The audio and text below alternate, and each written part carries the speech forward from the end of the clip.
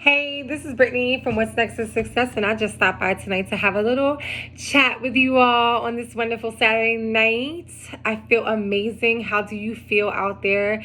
I send all of you lots of love and light, and hopefully this message resonates with someone. So tonight's topic, let me just give you a disclaimer. I'm going to be looking at my computer because I have some key points up here that I do not want to miss and not be able to share them with you because they are very important to this topic. So first I want to talk about my idea about my change. So tonight's topic is going to be about entrepreneurship and some of the steps that I had to take to get to this point and some of the wonderful things that are happening that I'm super grateful for. And I just wish for everybody, I just send the energy to everybody out there that you all can create change in your life in whatever way that's going to be the most positive for you and your children, and for you to be able to have success and money, because money is very important. And sex is very important. Money is very, very important as well. So first I want to start with my idea about my change. So there was a time where I got to in my life where I had to make a decision on whether I wanted to live or die. And it was just that simple for me. And it's very hard, the work that you have to put in if you choose life. If you choose death, you can just keep doing a bunch of toxic stuff, and most likely that's where you're going to end up. If you choose life, you have to do work to put in you have to put in work so you can create the foundation to have a successful life with joy in your soul, righteousness in your heart, and for you to have money in your bank or in whatever stash you need to have it in. So I want to start off with that. I made this decision at a certain point in my life whether or not I wanted to live or die. And it got so real for me that where I grew up at, so many people were dying. We even had situations to where it was so dangerous in certain areas that if you were in the lifestyle of prostitution, not most likely, but you had a higher chance of dying, being murdered. We had situations where people were like murdered in the areas that we used to work at. And we just kept working because we were so numb to that. So when I started to be introduced to certain other kind of ways of life, more positive ways of life and other things to do, I chose life and I kept moving towards life. So I wanted to start with that. Like, let's just take a moment. Let's just take one moment. And while y'all take that moment, I'm going to just drink this because I'm going to do a lot of talking and my mouth is going to get dry. Take a moment and just sit and just think. If you have children, think about your kids. If you don't have children and you have someone in your life that you really care about, because sometimes when we're in these certain kind of lifestyles, we're not thinking about ourselves. So let's just pretend for a moment, or let's just live in our reality if that's your reality. Let me go back to, I'm not going to say pretend. I'm going to say, let me go back to the moment just for 30 seconds or less, to where I had to choose life. In that moment, I was choosing life for my child because I was numb to everything around me, but I knew I had a child. So I had to choose life. And for this moment on this video, I want everybody to just take a second and just think about who it is in your life. For me, it was my child. Who it is in your life that you want to live for. Because a lot of times when we're in these stages of our journey, we can't live for ourselves. So we have to choose somebody else. So in that moment, when I had that moment in my life, I had to choose life for my son. So choosing life means that you have to do activities that will afford you opportunities for a positive life, for non-toxic activities in your life. You know, things such as going to jail. You don't want to keep going to jail on your kids. Like that's not a good life for them. That's not a good lesson. So when you choose life, you want to keep moving forward. So you have to choose positive activities. So one of those positive activities when you choose life, especially coming from the inner city, when you're selling drugs or you live in a lifestyle prostitution, you have to figure out along the way of your journey what it is that you can do to make money, because you chose life. So choosing life doesn't mean getting out of jail or getting out of prostitution, chilling out for a few weeks, getting your mind right, hooking up with some old friends, and then going back to the hustle life in that world. Choosing life means moving out of the underworld and getting over here into real life, where the birds are chirping and the trees are green. So since I chose life, I kept moving forward. So my idea about my change is, at that time, I chose life over death. And that was, at that time, I just wanted to live. I was dead inside. I was emotionally, spiritually, physically dead. I wasn't eating the right foods. I wasn't doing the right activities. I didn't have a career.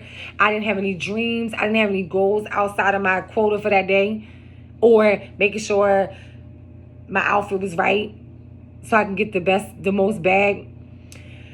So I chose life.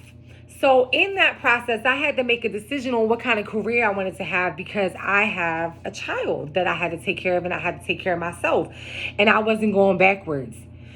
So some of the first steps that I'm going to go down these key points, I'm going to look up in my computer. So some of the first steps that I had to take in choosing life was, I had to develop personal development. I had to dig deep in and do some personal development activities. Personal development is activities that you would do to personally develop yourself into a better law-abiding citizen, into a healthier mother, into a healthier father, into a more supportive friend, into someone who, this is number one. Let's move this to the top of the list. Into someone who truly can look in the mirror and say, you are beautiful and you are worth it, and really mean it. I had to do activities in the beginning of my journey where the counselor would put me in the mirror and tell me that you are beautiful, you can do it. And I'll add this to an affirmations video of some of the things that I did. The affirmations, you have to do that. So I'll do another video on that. But I had to develop personal development. I had to develop personal development. Like, I had to listen to people that were around me in the facility that I was in, because I was incarcerated. So I had to go from jail to a program to a halfway house, and then to a mother and child facility. And then I went back into the world. And when I came out into the world, I was a cosmetologist, because I chose life. So moving forward, personal development. So during the beginning stages of my personal development, I had to keep moving. This is top number one. KIM. Top number one. You got to keep it moving. Like, I joke around with cliches all the time, but you got to keep it moving. So depressed, sad, and depression is hard. Trust me. Like, I know I'll do another video on when I feel depressed or low energy, whichever one you want to call it. And fortunately for me, I don't have it to where I have to be on medication, and that's a whole nother level. So I won't even touch on that. But I can only touch on my experience with depression feelings or low energy, and I'm able to push through it. And I know that everybody's not able to, and I do sympathize and empathize with that, but I'm able to push through it by mainly just keeping it moving. Keeping it moving when my soul was dead and numb. So in the beginning of my journey, being incarcerated, it took a while, probably a year and a half, plus some more years to even get to the point where I am today. And I've been on this part of my journey for a pretty long time now, over 10 years. And it wasn't until recently that I was 100% okay with myself. And you have your days, but for the most part, truly grateful for who I am. And it comes along with me being in the salon industry. So that's where I am today. So I had to choose to just keep moving when my soul was dead and numb, and I had to surrender to the process of change. So I had to let go of everything. I had to let go of everything, like everything. Like, I let my apartment go, my house go, my car go. I let all my clothes go. It took a while. It took over, the first few years, because I still was holding on to materialistic items, because I had lost like my house and my car, and I lost the person who I thought I was. I lost the lifestyle that I was so accustomed to. I wasn't going to be hustling every day. However, I was able to grasp a hold of some of those characteristics from the street life, and that still are extremely useful to me today. So, and we're going to talk about that, some of that in the future, in a few minutes. So I had to accept where I was and let go of all former materialistic items. I'm talking about matching everything, all kinds of stuff. And that's what I had worshipped. My soul was dead, but you best believe I was going to look good as a walking zombie, and I was going to have fun with it. And I really, really, really was like thinking that I was like top notch in the lifestyle of prostitution. And I was really dead inside. And it got worse over the years. Like, it was fun in the beginning, and it got worse over the years. But fortunately for me and my career, I was able to grasp a hold of some of them hustle skills. And one of them is keep it moving no matter how you feel. Show up for yourself and for your work and for your career no matter how you feel. So I was one of the ones, a little disclaimer, I was a female that I really thought I was going to hustle in the street life till I die, because I was good at it. So I thought. But I ended up in jail, back and forth. But I'm still here. So I thought I was going to be in that lifestyle forever. And I never had a dream to do any career or anything. I loved being around drug dealers. I loved being around the fast life. I felt powerful. I felt like I can be on top of the world. And the power that came from that helped me. So I thought along the way, deal with the traumas of not being accepted as a kid and being raised in certain type of environments and things happening to me. And now I'm adult, and I'm, making a lot of money, and I'm able to call some shots.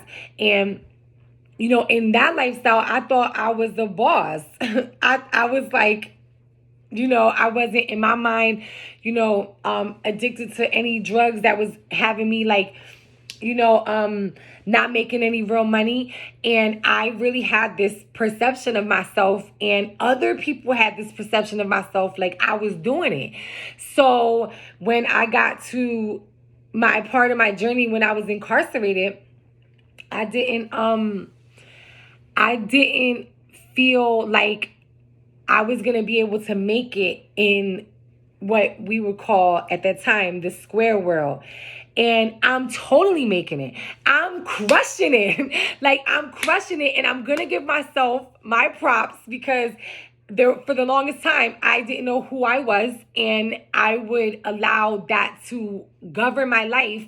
And I would make choices to get out of jail and go back and, to the same stuff, and not think that I was worth enough to see what was going on inside of me to change, to like really change. I didn't think I was worth enough to be a full-fledged mother and raise my child in an environment that was healthier. I didn't think that I was worth it. So in the squirrel world, I'm crushing it. Let's just talk about it. I'm crushing it in the salon industry. And I'm really, really fulfilled. And moving on, because we're not going to stay on that, because I will go on and on and on. So I had to let go of toxic pride and ego. Materialistic items, toxic pride and ego. I had to realize I was no longer able to live a criminal lifestyle and have any chances of living, or my child have any chances of having a good life. I was most likely going to die. And in my circumstance, my child probably would have been adopted off, because at that time there was nobody really to help. And then later, I was fortunate enough to have my dad, which is, I talk about him in other videos. But I had to choose life, and I had to choose life for me and my child. So I didn't care about cars. I didn't care about clothes after the first few years. I didn't care about the latest Jordans. I didn't care about any Gucci, any materialistic items, any of that. Coach, none of that, nothing matching. I didn't care about none of that. I totally started over. And that is like a huge first step. You have to just release it. You could get all of the materialistic items again. Trust me, when you get that bag and the police not chasing you, and you could really save your money, and you ain't got to bail yourself out of jail or bail your man or your girl out of jail, or you don't got to keep moving from house to house to state. You can really save your money and invest your money and watch your money work for you. Man, I had to start over. And I was resistant, like I said before, at first, because I was mandated to this by the courts. It was not a choice. I was incarcerated. And I'm grateful it happened, because I was going to die. And my kid probably would have, I don't even know. I have no idea, actually. So I had to really think about my child and my future. So moving forward, so many times when you are in these type of situations and you go to a program or you're around incarcerated and you have the opportunity to interact with counselors, and they encourage you, if you have a story to tell, to want to help others. And I had this burning desire in my soul I'm like, this can't be it. Like, I didn't spend a decade plus in the street life to just, go and isolate myself and not give and not be a service to others. So I said, I want to be a counselor. So that started my journey towards the salon industry, because, I ain't going to give you too much, but because, documentary coming soon. But so that started my journey to becoming a counselor. My journey to the salon industry, because in my journey to becoming a counselor, I had to brainstorm with my counselor at the time to figure out what jobs I could get to be able to pay for college and take care of my son, et cetera, et cetera. And we came up with cosmetology. I said, okay, that's cool. That sounds cool. I can't even remember how I really felt about it. I was still kind of numb at the time, because I was just like peeling away all of the layers off of me. And so I don't really remember how I felt at the time. However, I do remember my first day at cosmetology school. I fainted. I had so much nerves about going around and being around professional people. I fainted at the bus stop. And I had to go to school the second day. It was a whole mess. But I made it. So that I'm here today talking to you all and sharing some of my story. So a lot of times we're incarcerated and we want to become counselors, but that's not the only choice of things that you can do to help individuals. There's many career choices that you can choose. Being a felon, I have more than one felony, so it's not uncommon that it's very hard. It is difficult to get certain jobs as a felon. I'm not taking nothing away from that, because I heard a lot of no's. And also on that note, you want to be realistic. Like, you want to not waste time.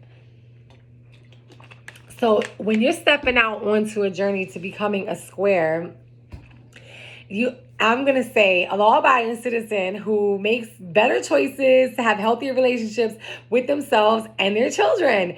But, back in the day, I would be like, oh, that's that square life. So when you're taking the steps to become better, to better yourself, for you and your family, or for yourself, or just for your kids, or, whoever, you want to be realistic. You don't want to waste time. So in wasting time is wasting money. And wasting time is what I mean, such as try to find something that you're good at. Like, if, for example, when I first got into the professional world, I was able to create a semi-okay website that launched the first year or 2 years of our business, because I was used to working on Backpage and Craigslist and posting ads for escort services and creating ads and doing websites for the criminal lifestyle that I was in, that I was able to move into being able to, create a website. And also, I was able to like really hustle. Like, I was able to like go to work at 6 in the morning, 7 in the morning, get off at 9, because I was used to like making money. I was able to put quotas on myself and meet those quotas. And now I would call them intentions. I put intentions on what I want to make for the day. And for the most part, most of my intentions are played out the way that I want to manifest them. And I'm truly grateful for that. So you don't always have to become a counselor. So what happened to me was I became a cosmetologist, got a job as a waxer, went to college to become a counselor, got to the point where I did an internship. And I was like, whoa, this life is a struggle. Like, unless you're doing some type of director or something like that, counselors are overworked, underpaid. And for the most part, the ones that I know are not taking care of themselves. They're smoking cigarettes, they're eating unhealthy. They have a lot of stress in their lives. And I am super grateful for the ones that I have in my life that have taught me ways to live. And there are a few that I know that do take care of themselves, and I'm super grateful that they do take care of themselves. But for a lot, including my dad, he was in social service, and that can be a stressful job. Especially if you're not taking the time, you're trying to become a counselor.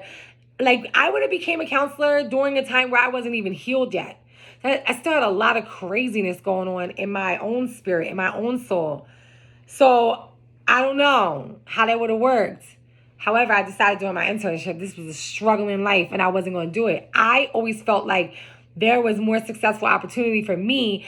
And I determine success from being righteous in my spirit. However, I do also respect and love the success of wealth and money. I respect money. So I'm not a person that's just going to say that success is only what you feel, how you feel inside. That's top, what you're feeding your soul, what you're feeding in your body and everything, and being successful in your daily routines. Success always for me includes money and wealth. It's very important. And those who tell you that it's not are ridiculous. They just don't want you to get no money. Trust me. So I did I started over and we talked about that. So being an entrepreneur is, for me, best way. So after I decided I didn't want to be a counselor anymore, I was able to partner with my business partner, and we created Inner City Wax Boutiques. And in Inner City Wax Boutiques, before that, I was waxing for someone for some time, and I learned a lot, and I'm super grateful. Cosmetology is a license that you can get for sure with drug charges on your record. And man, if you feel like you want to be a barber, if you want to be a salon owner, you can own a salon and, have people with license work under you. You're able to rent spaces with a criminal record. Like, you can lease commercial spaces. So if you are coming out of jail and you have no money, be willing to work a regular job. Like, even if you have to isolate yourself in the house, like, let's say, let me give you a scenario. Let's say you used to sell drugs and you was popping, and now you out of jail and you back in the projects, in housing where you were living at before, and you have no money. Maybe you're staying with somebody. Maybe you do have money. Different scenarios. A lot of times you come out of jail, you don't have no money. Somebody done robbed you, took your money, gave all your clothes away. You know the drill. Or you let go of everything, or it's in storage and you can't pay it. It doesn't matter. Just let it go. Let it go, because there's frequencies on that that's going to keep you on frequencies of negativity anyway. So just let it go. Let it all go. You just got to let it go. It doesn't matter. Most of the clothes out here looks crazy anyway. That's a whole nother story. Them slides, they're jail slides. Like the slides that everybody likes, they're jail slides. Imagery is important. What you wear and what you put in your face, it attaches itself to you. So we'll talk about that in another video. But you guys just gotta let it all go. So I chose cosmetology, and in doing that, I'm super grateful because that is absolutely a field that you can get in. And I'm still semi like a counselor. Like, they tell me their stories, they tell me how grateful they are to have someone to talk to that doesn't judge them.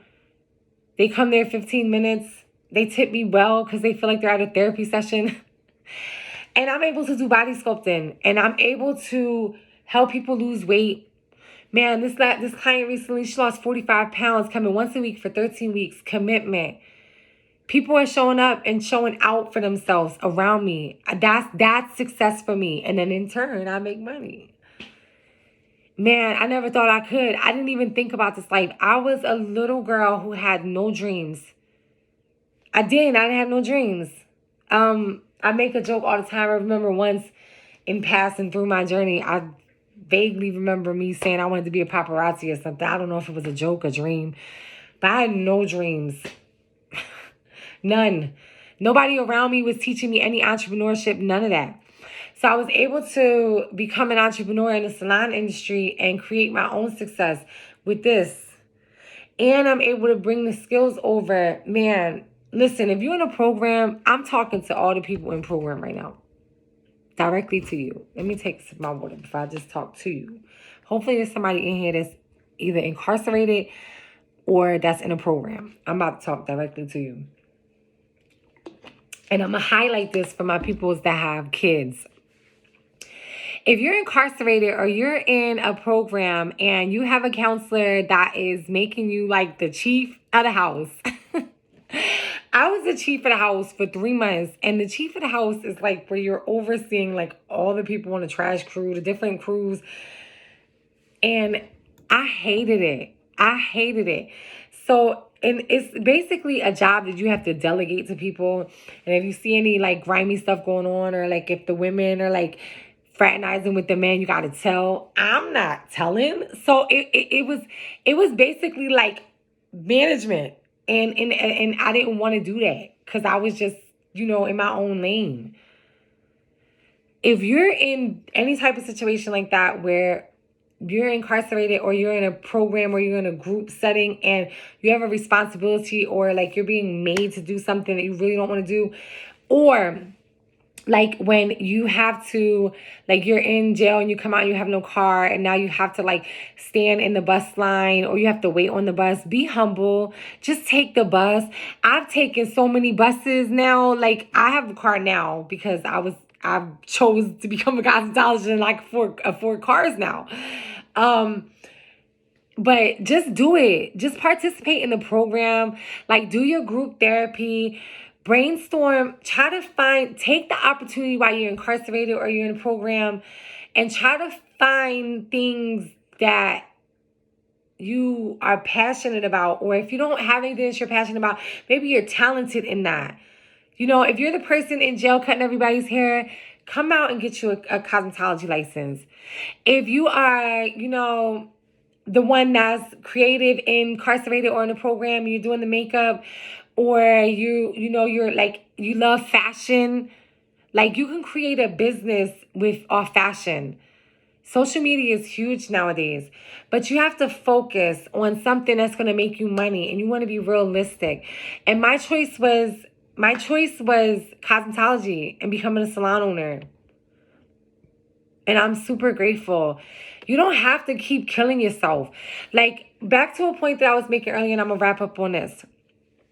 If you are incarcerated or you're in a lifestyle prostitution and you're ready to just walk away from it all, and when you come out of being incarcerated, you're ready to just like move forward, but then you move back in toxic environments in your home, or as soon as you come out of the door, you're like in the hood and like it's drugs everywhere and you have a lot of temptations around you. And I chose not to go back to Atlantic City because track was there.